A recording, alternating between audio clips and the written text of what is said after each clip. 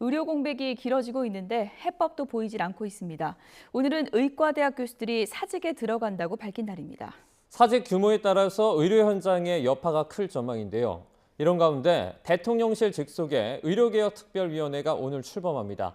취재기자 연결해서 좀 더 알아보겠습니다. 이문석 기자. 네, 사회부입니다. 우려했던 의대 교수들의 집단 사직이 현실화되는 겁니까? 네, 앞서 전국 의대교수 비상대책위원회는 오늘부터 교수들이 사직에 들어간다고 발표했습니다.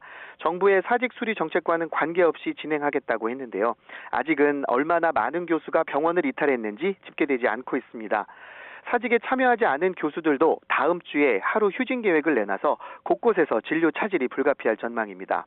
휴진 날짜나 앞으로 주기적으로 휴진할지 여부는 대학 자율에 맡기기로 했는데요.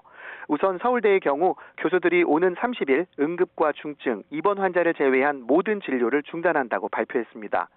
연세대 의대 역시 30일에 교수들이 자율적으로 휴진할 계획을 세웠습니다.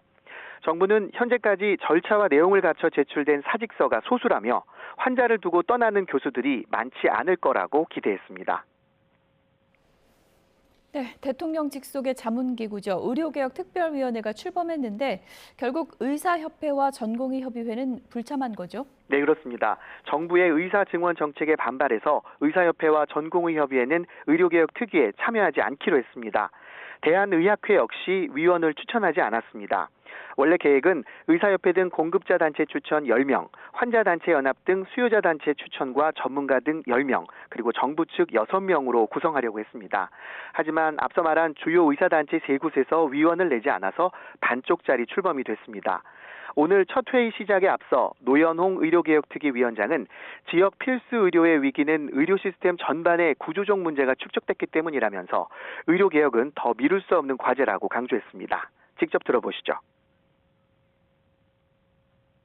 이러한 의료개혁은 보건의료 환경에만 국한된 것이 아닌 교육, 지역 문제, 과학기술 등 사회 전반과 연관된 사안이기도 합니다. 또한 해결을 위해서는 과감한 재정 투자도 필요할 것입니다. 의료개혁특별위원회에 각계를 대표하는 위원분들을 모신 이유도 여기에 있습니다. 노 위원장은 또 의료개혁 당사자인 전공의와 의사단체가 지금이라도 특위에 합류해 우리나라 의료 시스템의 구조적 문제를 개선해 나가는데 머리를 맞대자고 제안했습니다. 오늘 첫 회의에선 의료개혁 추진 배경과 분야별 전문위원회 구성 등을 논의한 거로 전해졌습니다. 다만 의료계 핵심 단체들이 불참하면서 앞으로 실효성 있는 논의 결과가 나올지는 지켜봐야 할 거로 보입니다.